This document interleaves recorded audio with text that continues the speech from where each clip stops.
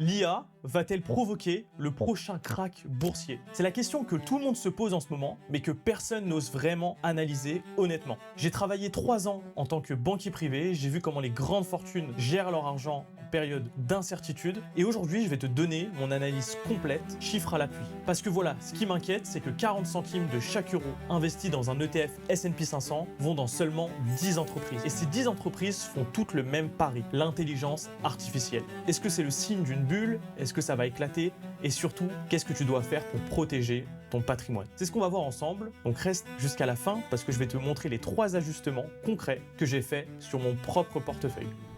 Partie 1, la bulle IA est-elle réelle? Avant de répondre à cette question, il faut comprendre ce qui se passe vraiment sur les marchés. Les 10 plus grandes entreprises américaines, Nvidia, Microsoft, Apple, Meta, Amazon, Alphabet, Tesla, Broadcom, Berkshire, JP Morgan représentent à elles seules 40% de l'indice S&P 500. Et Nvidia à elle seule représente entre 7 et 8% de l'indice. Imagine que tu achètes un panier de 500 fruits pour diversifier ton alimentation, mais quand tu regardes à l'intérieur, 40% du panier, c'est juste des pommes. T'es diversifié sur le papier, mais pas vraiment. Et le vrai problème, c'est pas juste la concentration, c'est ce sur quoi les entreprises misent toutes en même temps, l'IA. Voilà le chiffre qui devrait t'inquiéter. Pour que ces entreprises justifient leur valorisation actuelle sur les marchés, elles auraient besoin de générer environ 2 milliards de revenus liés à l'intelligence artificielle. Pour te donner une idée, c'est plus que Nvidia, Microsoft, Apple, Meta et Amazon ont généré ensemble en 2024. Toutes ces entreprises combinées. Ça veut dire que le marché ne les valorise pas sur ce qu'elles gagnent aujourd'hui, il les valorise sur ce qu'ils espèrent qu'elles vont gagner demain. Est-ce que ça ressemble à une bulle? Oui. Est-ce que ça veut dire qu'elle va éclater demain?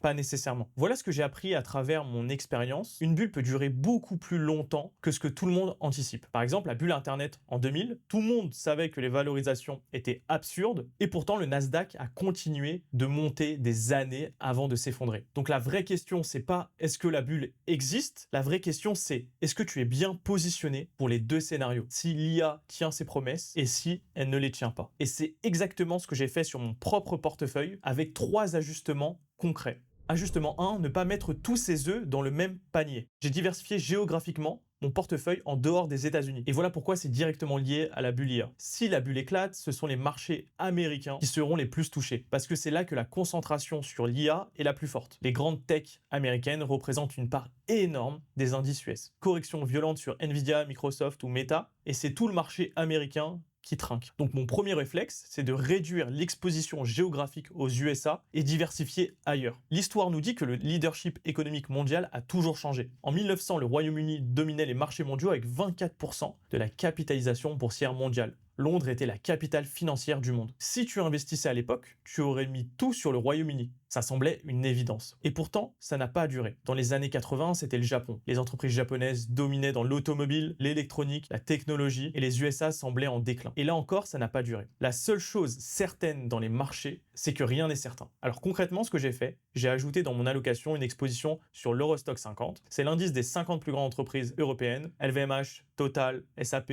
Nestlé, des entreprises solides et rentables, qui sont en ce moment sous-valorisées par rapport aux grandes tech américaines, beaucoup moins exposées à la bulle IA. J'ai aussi ajouté une partie sur les marchés émergents. Chine, Inde, Brésil, ces économies représentent une part croissante de la croissance mondiale. Et elles sont encore largement ignorées par la majorité des investisseurs français. Et les chiffres parlent d'eux-mêmes. En 2025, l'Eurostoxx 50 a progressé de plus de 21%, sa 3e année consécutive de hausse. Les marchés émergents ont également très bien performé. Pendant ce temps, tout le monde regardait uniquement les États-Unis. Le but, c'est simple. Si la bulle IA éclate aux USA, mon portefeuille ne part pas entièrement avec elle. Ajustement 2, miser sur ceux qui utilisent l'IA, pas ceux qui la construisent. Deuxième ajustement, je me repositionne progressivement sur les small et mid cap européennes. Et là, tu te demandes sûrement quel est le lien avec la bulle IA. Il est direct. Et c'est probablement l'angle le plus contre-intuitif de cette vidéo. Voilà comment je réfléchis. Les grandes entreprises tech américaines, Nvidia, Microsoft, Meta, elles dépensent des centaines de milliards pour construire les meilleurs modèles d'IA. Chacune veut avoir le modèle le plus puissant. C'est une course aux armements colossale. Mais voilà ce que j'observe de plus en plus. Les startups et les petites entreprises, elles donnent à leurs utilisateurs la possibilité de choisir entre ChatGPT,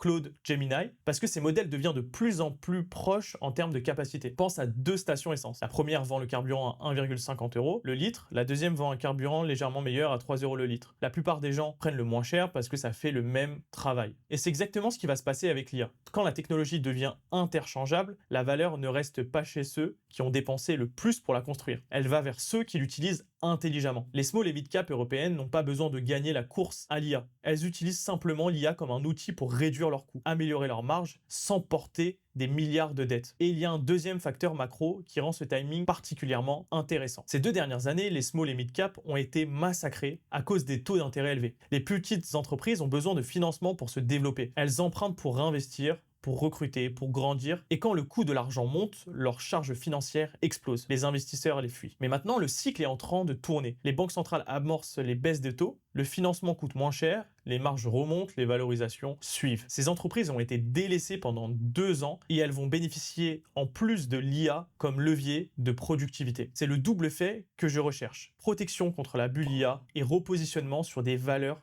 délaissés qui vont profiter de la baisse des taux. Ajustement 3, l'arme secrète en cas de crack. Troisième ajustement, et c'est le plus important. Si tu penses vraiment que la bulle IA peut éclater, j'ai une part importante de cash en ce moment. Et je vais t'expliquer pourquoi c'est une décision stratégique et pas une erreur. À la fin d'année 2025, j'ai pas mal vendu. Les marchés américains étaient hauts, les valorisations tech me semblaient excessives, et j'ai préféré sécuriser une partie de mes gains plutôt que de rester exposé à une correction potentielle. Et je ne suis pas le seul à avoir eu ce réflexe. Warren Buffett, l'investisseur le plus performant de l'histoire, a terminé l'année 2025 avec 373 milliards de dollars en cash chez Berkshire Hathaway. Un niveau record absolu, il avait vendu massivement ses positions sur plusieurs grandes valeurs américaines et accumulé du cash comme jamais auparavant dans l'histoire de Berkshire. Est-ce qu'il pense que le crack arrive demain? Pas forcément. Mais voilà sa philosophie. Vendre quand c'est haut, acheter quand c'est bas. Simple à comprendre, très difficile à appliquer émotionnellement. Parce que vendre quand tout monte, ça fait mal, t'as l'impression de rater la fête, mais c'est exactement ça la discipline d'un investisseur. Et voilà pourquoi le cash est l'arme secrète en cas de crack. Car si la bulle IA éclate et que les marchés corrigent de 30, 40, 50%, ceux qui ont du cash vont pouvoir racheter au plus bas. Les Nvidia, les Microsoft, les Apple à moitié prix, c'est là que se construisent les vraies fortunes. Et moi aujourd'hui, ce cash me donne la liberté de me repositionner sur des valeurs délaissées au bon moment. Par exemple, je me suis positionné sur Air Liquide, une entreprise solide, business model exceptionnel, complètement ignoré du grand public parce que tout le monde regardait Nvidia. C'est exactement ce type d'opportunité que je recherche. Des entreprises de qualité, sous-valorisées, ignorées par la masse. Le cash, c'est pas de l'argent qui dort, c'est des options. C'est la capacité d'agir quand les autres ne peuvent pas. En période d'incertitude autour de l'IA, celui qui a du cash a le pouvoir.